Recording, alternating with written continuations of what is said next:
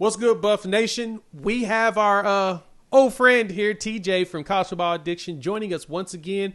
We're going to talk about the offense, right? It is time that we are now going through the position breakdowns, understanding what player is what.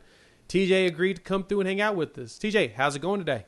I'm good, man. I'm good. The Colorado offense is always fun to talk about, so that's how Jay was able to lure me in, because that's a fun topic to chat through. So I'm here for it. Yep, he said he was excited about this one, so I was like, all right, perfect. We're going to hold you hostage, and we're going to do that. So let's dive right into it. So, TJ, when we're looking at this going on the offensive side of the ball, we know the returning production for Colorado is as perfect as you could imagine, right? They're bringing back, Shedeur Sanders, of course, at quarterback. Question, of course, at running back has been there, which, totally understand. But the wide receiver production is ridiculous, right? I ran through with the numbers. When you bring in the two transfers of Will Shepherd as well as LeJontay Wester, they're bringing in a total of 3,800 yards and 30 touchdowns on this team. That's what's been produced as of last season, right? That's who's all back. Man, that's huge for what Colorado's trying to do. So talk to us. How do you feel about Shedeur, the run game? What do you think Colorado looks like here on the offensive side of the ball? Yeah, I think what's most intriguing about the offense is how good can the offensive line be? And, Coach Prime has maybe been a little combative with people that have asked about that and had some shots for people that were questioning the offensive line. But it is true. And Colorado certainly went out there and got better on the offensive line. Maybe that's most evident because, number one, how could they get much worse, right? And number two, they certainly did increase both the floor and the ceiling, bringing in a 5-star, the best offensive tackle. I expect him to be out there ready to go. Throw him to the Wolves early and let him jump in there and play. I think when you look at what they've done in the portal and just the way that they have improved that line, it's going to be what makes everything else go. And I hate cliches. We've all heard it. Games are won in the trenches. I get it. But I do think that is going to be what's going to allow Colorado's offense to actually gel and actually stay healthy, right? Like you lose Shedeur Sanders or he's all absolutely banged up, early in the year, you lose Travis Hunter for a couple of games. Your offense is just not going to be the same if those guys aren't operating at least 75, 80%, let alone not out there on the field. And so to me, the offensive line is probably the biggest part. You mentioned the wide receiver production, absolutely huge. And it wouldn't shock me at all if, they had 3,800 yards and 30 touchdowns. I think they'll have more than that combined this year. Like if you had to ask me the stat line right now on Shedeur Sanders' passing total, I'd have over 30. I'd have closer to 4,000 yards. I think he is going to absolutely air it out. I think he's going to throw the ball a ton. I think they're going to be able to do that because they're going to have better blocking. And I think they're going to take a lot of deep shots against, the Big 12 is known for offense, right? Like there is going to be a lot of scoring.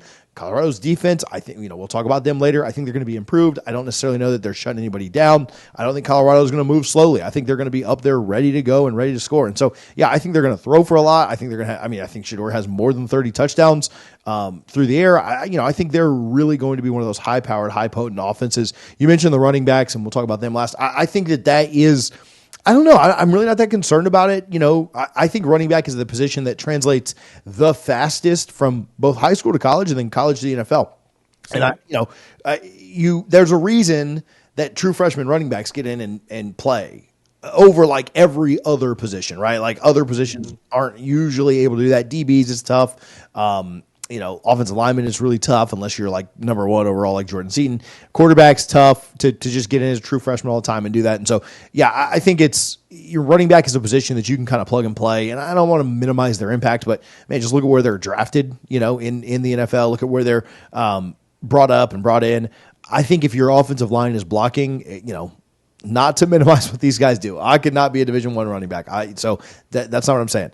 But if you've got a guy that's a Division I type athlete, and you tell him hit the hole, and the offensive line creates the hole, he's going to do that, right? It's not like some other positions that are much harder to get and grasp and everything else. So, yeah, my concerns at running back aren't even very high. I think this is going to be a really good offense. Wouldn't surprise me at all if this was the best offense in the Big 12. I'm not guaranteeing that at this moment, but yeah, I think the production that's there, the offensive line, I think they're all set up if they can stay healthy for this team to be a really, really successful team. I like that. And as you mentioned with the offensive line, all the transfers that came in, a lot of them have been talking about and hyping up just what the culture has been like. And Coach Phil Loadholt has done a fantastic job as a first-time offensive line coach and developing these guys. So the question is, as you said, can they execute on everything that we've been hearing about them going forward? And so, okay, let's talk about this wide receiver room, though, because, I mean, LeJontay Wester as well as Shepard, Will Shepard coming in here, they brought a lot of production, right? Like Wester come in with 108 catches for 1,100 yards, 8 touchdowns. Will Shepard comes in with 47 catches, 648 yards. And you still got Travis Hunter and Jimmy Horn floating around. Amarion Miller, the young wideout, the young bull, he's still out there. Yeah. You mentioned that you have Shedeur throwing more than 3,800 yards. You're thinking 4,000. Like, how do you think Pat Shermer and him is going to be able to vibe and make that happen? Yeah, I mean, I think his accuracy is going to go up. I think he's going to take less. Like, think about all the times he dropped back last year and then couldn't get a pass off.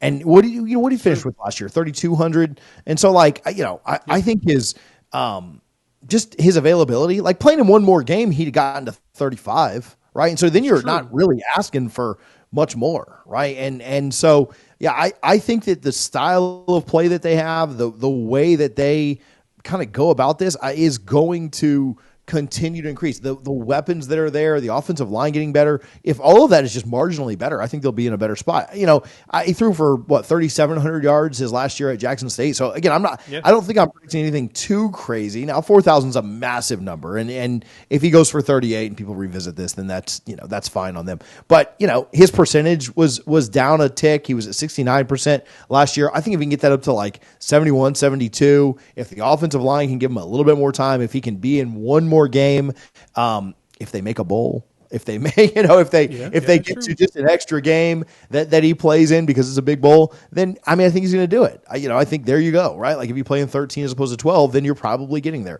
And so I think he's going to be in more. He's going to play more. He's going to need to score more. The offense is going to gel a little bit better. But yeah, the weapons, we haven't, you just mentioned it, but I haven't even mentioned Travis Hunter. You've got a guy who's a threat to take it deep every single time he plays. And I wonder how much he plays offensively and defensively. I wonder what that breakdown really looks like, because I do think that as good as he is on both sides of the ball, you have to kind of like value, and you can't have him out there for 115 plays like he was against TCU.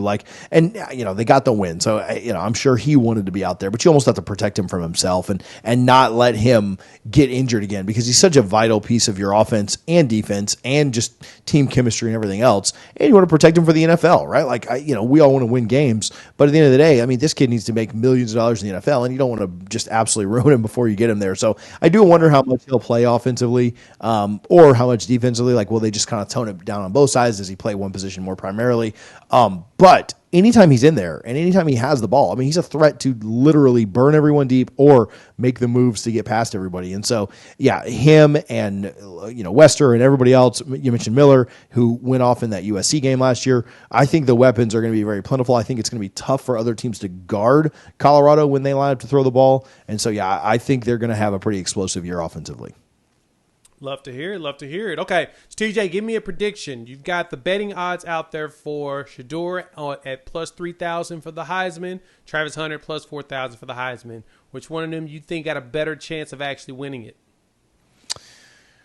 Yeah, so Vegas would tell you that Shedeur has a better chance. I think it's Travis Hunter, just because I don't think that, and this is not me being a hater, but we did I don't know, we're going to talk about the schedule and where we kind of see that lining up. But as a quarterback, I think you have to have the wins. I think Shedeur has to go 10-2 for the team has to go 10-2 for me to think that Shedeur would really have a chance. Okay. If he's in the Big 12 championship, if they can go 10-2, then I think he'll get an invite, right? Or I think he'll at least have a chance to get an invite. But if he throws for 4,000 yards and 32 touchdowns and runs for another 5, and they go 6-6 or 7-5, I don't think that'll be enough.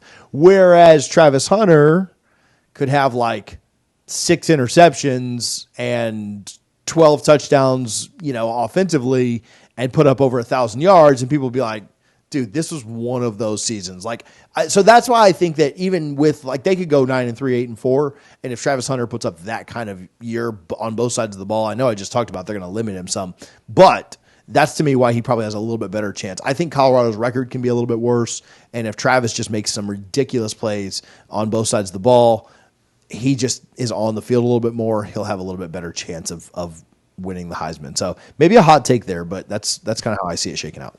Yeah, it's pretty hot, but it's not scorching. We do appreciate that. So, hey, TJ, thank you for joining us. Let the people know where they can find you and all your national coverage of college football.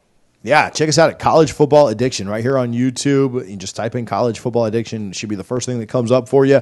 We talk about the Buffs a little bit, but we also kind of dive into every team, or at least teams people ask us to cover. We've not done some teams, I guess. But check us out over on College Football Addiction. Man, we appreciate you coming back to the channel, hanging out. The people have been asking about you, and hey, you're starting to pop up a little bit more. So you can check them out there, College Football Addiction. Also, last video, check us out here. Had good conversation here. And always, you can subscribe right above TJ's head. Thanks for pulling up. We'll talk soon.